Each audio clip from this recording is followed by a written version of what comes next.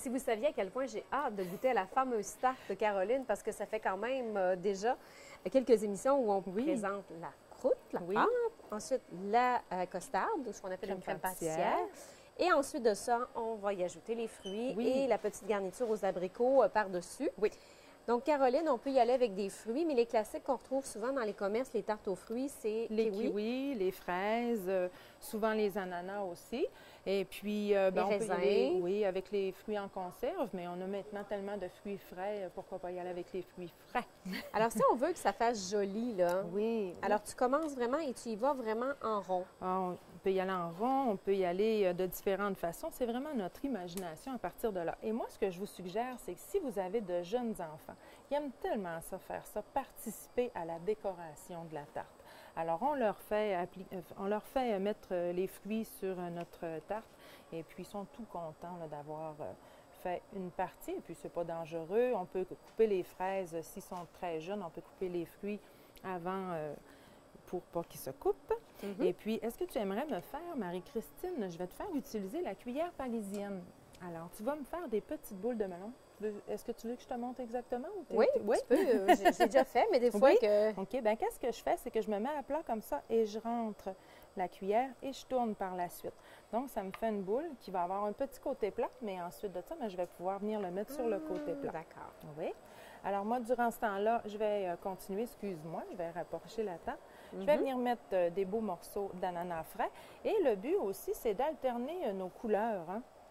Parce que si on y va toute la même couleur, c'est pas intéressant.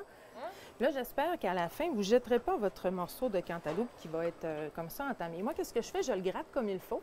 Et puis ensuite de ça, je me fais un smoothie avec. Bon. Plutôt que de mettre ça dans la poubelle. Mais non, il ne faut pas mettre ça dans la poubelle. Il faut tout récupérer, hein, Caroline? Oui. Et aussi, on peut ajouter des raisins, mais tu voulais nous montrer comment on fait des raisins givrés. Oui. Alors, qu'est-ce que j'ai fait? C'est que j'ai pris des blancs d'œufs et je vais les monter en neige. Durant ce temps-là, durant ce que je vais les monter légèrement en neige, Marie-Christine, qu'est-ce que tu vas faire? C'est que ici, j'ai fait fondre de la gelée d'abricot. Oui. La gelée d'abricot, vous ne trouverez pas ça dans les épiceries. Moi, j'en vends au commerce puisque je l'achète par gros seaux. Et puis ensuite de ça, je vous fais des petits plats comme ça. Et ça se conserve indéfiniment comme une confiture dans votre... Très sucré. Oui. Alors, je les fais fondre avec un peu d'eau. Et là, tu vas venir appliquer la gelée d'abricot un petit peu partout en faisant attention pour ne pas faire des des grosses parties gelée d'abricot, d'autres minces. À quoi ça va servir, la gelée d'abricot? Ça va être à protéger nos fruits pour pas qu'ils dessèchent. Et puis, en même temps, ça va nous faire un beau luisant. C'est ça. Ça va faire que ça va les souder ensemble également parce que quand on va faire notre morceau tout à l'heure, on ne voudra pas que ça se défasse au complet. Alors, regarde, Marie-Christine, j'ai fouetté juste un petit peu les blancs d'œufs pour leur faire prendre quelques bulles, comme ça ici. Et ensuite de ça, ma grappe de raisin, je viens la passer dans mes blancs d'œufs. Et ensuite, dans le sucre. Et là, ça me fait des raisins qui sont givrés, que je peux mettre comme ça ici, dans le côté de ma portion de tarte qu'on va servir tout à l'heure. Je trouve ça joli. Alors ça, ces raisins-là, on ne peut pas les préparer à l'avance. Il faut les préparer à la dernière minute. Le blanc d'œuf, lui, il va sécher sur le raisin. Il ne fera pas fondre le sucre. Alors, ça va rester là. Ça va vraiment faire les raisins qu'on appelle givrés. Quand on fait le service de boisson aussi, des fois où on fait un service dans une coupe, je vais aller me chercher une coupe. Oui. Alors, des fois, on pourrait faire notre même montage qu'on a fait là. Si on ne veut pas mettre de pâte, on peut faire une crème pâtissière avec nos fruits dans une belle coupe et on vient mettre notre raisin comme ça ici, givré sur le côté. Alors, la crème pâtissière, là, à partir de ça, vous avez mille et une possibilités. Déclinaisons possibles. Hein? Oui.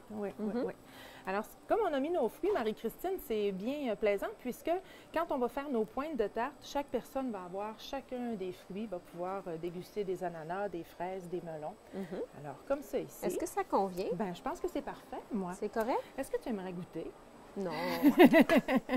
C'est extraordinairement bon. La vanille, hein? La vanille change tout. Différents goûts. Là, on a notre citron, nos amandes dans notre pâte, la cannelle que tu vas goûter aussi. Donc, ça fait changement de la tarte aux fruits qu'on va faire avec juste une pâte brisée ou une pâte feuilletée qui ont un bon goût, mais pas autant de goût là, que cette pâte-là. Caroline, c'est la meilleure tarte aux fruits que j'ai mangée de toute ma vie. Mais c'est bien le fun! C'est fun, hein?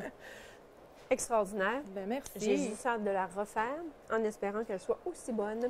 J'en suis sûre, puisque tu es une élève vraiment exemplaire. Un bon professeur. Alors, si vous voulez apprendre à cuisiner, vous allez voir Caroline au Fruit de ma passion.